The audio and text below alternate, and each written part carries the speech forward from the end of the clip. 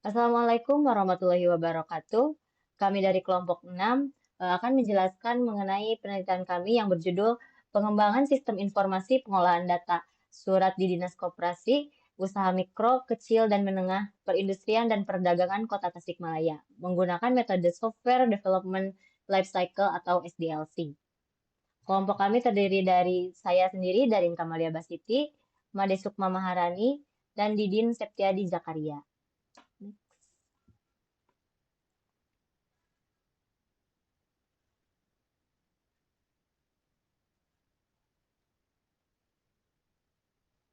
Untuk bab pendahuluan akan dijelaskan oleh Made Sukma Maharani.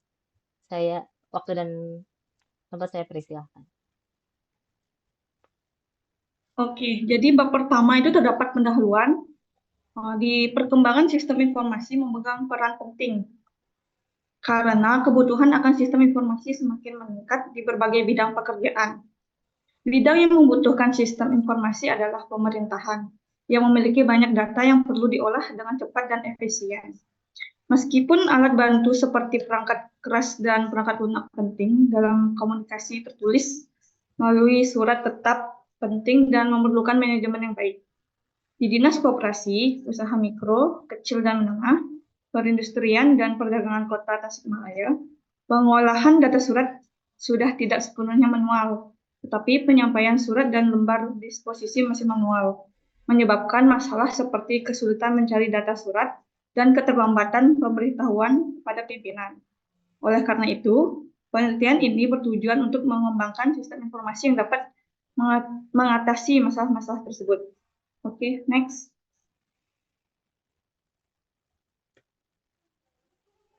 Terdapat rumusan masalah, yaitu bagaimana cara menyampaikan surat dengan waktu yang efisien, bagaimana cara mencari data surat dengan cara yang efektif, serta bagaimana cara agar memberitahu surat tidak mengalami keterlambatan. Next. Adapun tujuan penelitiannya. Yang pertama, mengefisiensikan waktu dalam penyampaian surat. Yang kedua, mengefektifkan pencarian data surat yang diinginkan. Yang ketiga, membuat sebuah fitur pemberitahuan untuk mencegah keterlambatan. Next. Manfaat penelitian dibagi menjadi 3, yaitu pertama manfaat teoritis, menambah wawasan dan pengetahuan dalam bidang pengelolaan data surat dan komunikasi tertulis di era digital. Memberikan kontribusi akademis dalam pengembangan teori dan praktik mengenai integrasi teknologi dalam pengelolaan data dan manajemen komunikasi tertulis. Selanjutnya,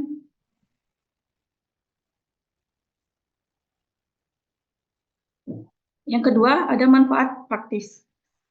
Penelitian ini diharapkan memberikan manfaat yang nyata bagi semua pihak terlibat. Bagi pengelola surat, penelitian ini akan memudahkan dan mempercepat tugas mereka, mengurangi pekerjaan manual, dan mencegah kesalahan dalam pengiriman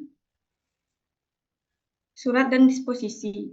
Selain itu, penelitian ini juga memberikan landasan bagi pembuat kebijakan untuk merancang kebijakan yang lebih baik dalam mengelola surat dan komunikasi tertulis dengan menggunakan teknologi terbaru. Penelitian ini mendukung upaya untuk modernisasi dan digitalisasi administrasi publik yang akan meningkatkan pelayanan kepada masyarakat. Next. Selanjutnya, manfaat sosial. Meningkatkan kualitas komunikasi dan transparansi dalam organisasi atau instansi yang dapat meningkatkan kepercayaan dan kepuasan para pemangku kepentingan. Mendukung upaya modernisasi dan digitalisasi administrasi publik yang pada akhirnya dapat memberikan pelayanan yang lebih baik pada masyarakat. Next.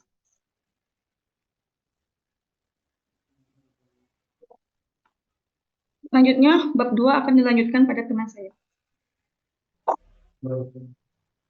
Oke, yang selanjutnya adalah bab 2, tinjauan pustaka. Yang pertama adalah kerangka teori. Di sini ada beberapa teori yang telah saya ini. Yang pertama adalah apa itu sistem informasi. Menurut Aldan et al. Sistem informasi adalah teknologi komputer dan perangkat lunak yang mengelola, memproses, menyimpan, dan mengambil informasi yang diperlukan dalam suatu organisasi atau bisnis. Fokus utama dari sistem informasi ini adalah mempermudah pengolahan data, pelayanan, dan pengambilan keputusan yang lebih efisien dan efektif. Yang selanjutnya adalah apa itu pengembangan sistem informasi. Menurut Wahyudin dan Rahayu, proses pengembangan sistem seringkali disebut sebagai sistem pengembangan, merujuk pada proses penyusunan sistem baru untuk menggantikan sistem yang ada secara menyeluruh atau memperbaiki sistem yang sudah ada sebelumnya. Selanjutnya adalah apa itu data. Kalau menurut jurnal yang ditulis oleh Trihandini, data adalah materi yang mencerminkan peristiwa atau realitas yang dapat diproses menjadi informasi baru. Selanjutnya adalah apa itu pengolahan data. Kalau menurut jurnal yang ditulis oleh Trihandini, pengolahan data merujuk pada proses perancang perubahan data yang menjadi informasi guna mencapai tujuan yang diinginkan. Selanjutnya adalah Software Development Lifecycle atau SDLC. Menurut jurnal yang ditulis oleh Maulana, model perancangan menggunakan pendekatan SDLC waterfall adalah suatu proses pengembangan perangkat lunak yang terstruktur dan berurutan. Dimaksudkan untuk meningkatkan fungsionalitas atau kualitas perangkat lunak. Sedangkan menurut jurnal yang ditulis oleh Ihsan Gumilang, model SDLC waterfall adalah metode pengembangan yang terdiri dari 5 tahap utama: perencanaan, analisis, desain, pengkodean, program, dan pemeliharaan. Setiap fase harus dilakukan secara berurutan dan tidak dapat diubah-ubah. Selanjutnya adalah tinjauan penelitian. Tinjauan penelitian itu adalah meneliti penelitian-penelitian atau jurnal-jurnal yang telah dilakukan terlebih dahulu atau yang sudah ada sebelumnya. Di sini saya mengambil beberapa tinjauan penelitian. Di antaranya adalah penelitian yang berjudul Analisis Metode Pengembangan Sistem Informasi Berbasis Website. Sistematik literatur berbasis website, Systematic Literature Review yang ditulis oleh Rahmi Yumami dan Hindayasari. Penelitian ini bertujuan untuk menganalisis model SDLC yang digunakan dalam pengembangan sistem informasi yang berbasis website. Penelitian ini menggunakan metode Systematic Literature Review atau SLR. Metode SLR digunakan untuk mengidentifikasi, mengkaji, mengevaluasi, dan menafsirkan semua penelitian yang tersedia terkait topik fenomena yang menarik dengan pertanyaan penelitian yang spesifik. Jurnal kedua adalah yang berjudul List Line of Reminder Information Less Construct, RLC, Application Using Web-Based and SMS Gateway, yang ditulis oleh Salahuddin A dan Putra A. Prihandanika dan Heriana. Penelitian ini bertujuan untuk mengembangkan aplikasi berbasis website dengan SMS Gateway untuk mengirim pengingat terkait kontrak karyawan. Penelitian ini menggunakan metode SDLC dengan model Extreme Programming dengan tahapan perancangan, yaitu perancangan, pengkodean, pengujian, implementasi, dan evaluasi. Ya, sekian dari saya. Waktu dan tempatnya saya kembalikan kepada moderator. Oke, untuk bab 3 ada metode penelitian. Next slide. Untuk metode pengumpulan data,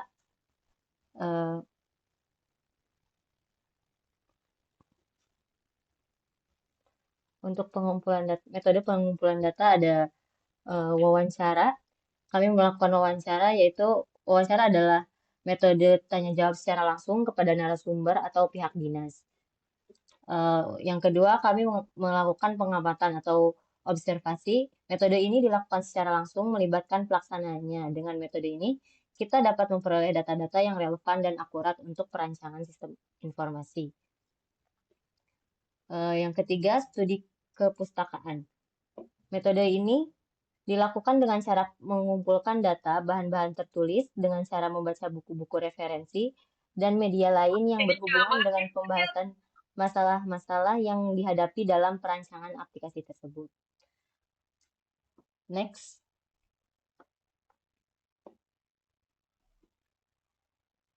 Untuk metode penelitian, kami menggunakan System Development Lifecycle atau SDLC, merupakan metodologi penelitian yang dipergunakan menurut Pressman dan Maxine pada tahun 2015 dalam penelitiannya dalam membangun sistem melalui beberapa langkah waterfall, spiral, rapid, prototyping, incremental, dan synchronize dan stabilize.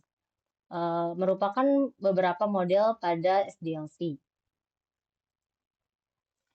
System Development Life Cycle atau SDLC adalah proses mengembangkan atau mengubah suatu sistem perangkat lunak dengan menggunakan model-model dan metodologi yang digunakan orang untuk mengembangkan sistem-sistem perangkat lunak sebelumnya. Sistem Development Life Cycle SDLC memiliki tahapan planning, analisis, design, implementation, testing, dan integration dan maintenance.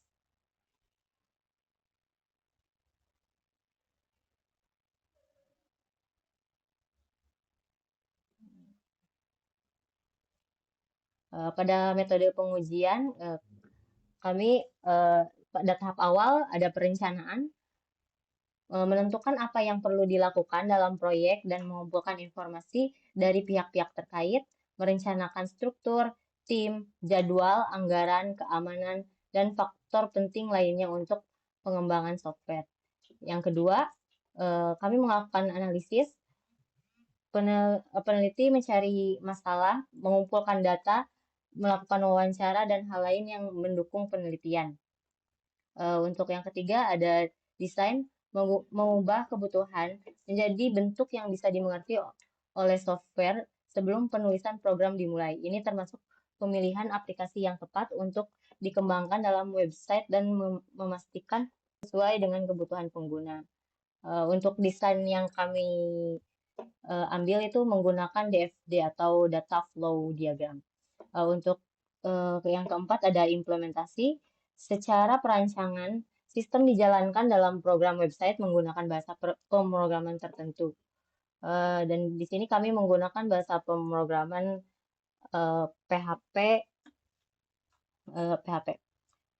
Untuk yang kelima ada pengujian dan integrasi. Langkah berikutnya untuk menguji sistem untuk memastikan bahwa perangkat lunak berfungsi tanpa masalah. Yang terakhir, yang keenam, ada pemeliharaan. Tahap terakhir ini melibatkan pemeliharaan sistem setelah dijalankan untuk memperbaiki kesalahan dan melakukan pengembangan lebih lanjut. Next.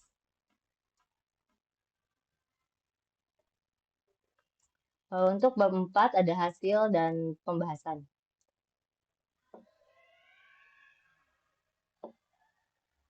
Hasil dari penelitian ini merupakan sebuah sistem informasi yang dapat membantu pengguna dalam menyimpan data surat, mengirim, mencari surat, dan mendapatkan pemberitahuan bahwa surat itu masuk. Metode software development life cycle ini membantu dalam pengembangan sistem informasi pengolahan data surat di Dinas Koperasi, Usaha Mikro, Kecil, dan Menengah Perindustrian dan Perdagangan Kota Tasikmalaya dengan sangat baik. Next.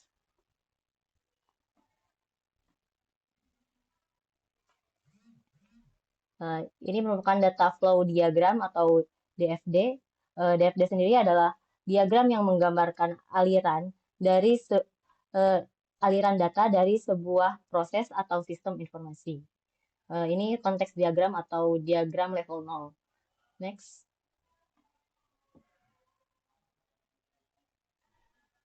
Dan ini merupakan DFD dari level 1. Next saja.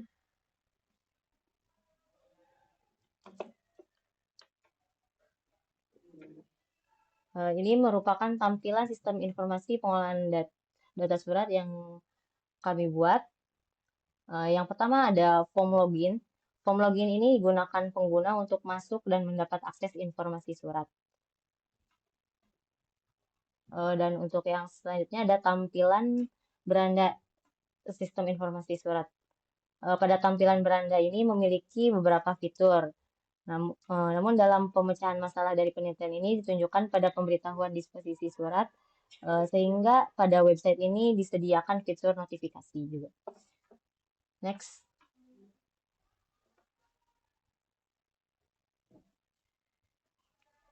Di sebelah kiri ada form unggah dokumen.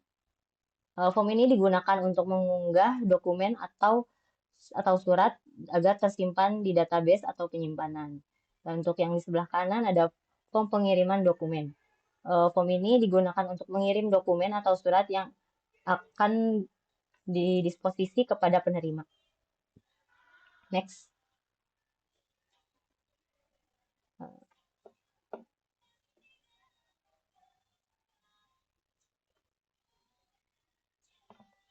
Dan ini merupakan beberapa daftar pustaka dari penelitian yang kami buat. Next. Mungkin hanya itu yang dapat kami sampaikan. Mohon maaf apabila ada kesalahan dalam kata maupun perbuatan. Terima kasih. Wassalamualaikum warahmatullahi wabarakatuh.